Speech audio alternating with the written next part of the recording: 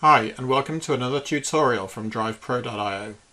Today we are going to be looking at the new vehicle and trip sharing feature. So we'll start the tutorial by going to the page for the vehicle that we want to share. Sharing a vehicle is as easy as clicking on the sharing button here on the vehicle page and filling in a few details. We can either share the current location, which will remain forever, or we can share live tracking, which will mean it will update if the vehicle moves. We can also choose how long to share the data for. Then all we need is a title and a comment, both of which will be shown publicly, and then we can create the share. When we add the share, we are taken straight to the sharing page, and we can see the location map along with the details that we entered previously and some basic info about the vehicle. You can then use the sharing buttons to send the page to your favourite social networks, or you can copy the link from the URL bar and send it via email or messenger to your friends.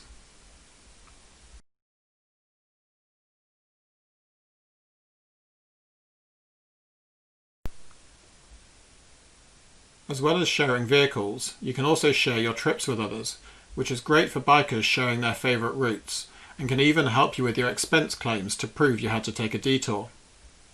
To share a trip, you first need to find the trip that you want to share.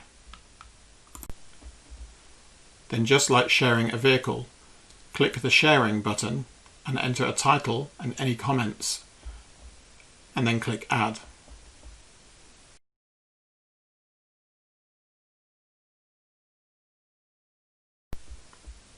Once the share has been created, you can use the sharing buttons to share to your favourite places.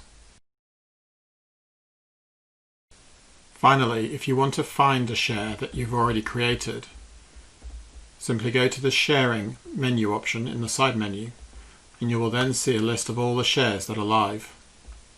You can see when the link expires, you can view the sharing page and also delete them from here. Thanks for listening, and if you need help, don't forget you can drop us an email or find us on the online chat.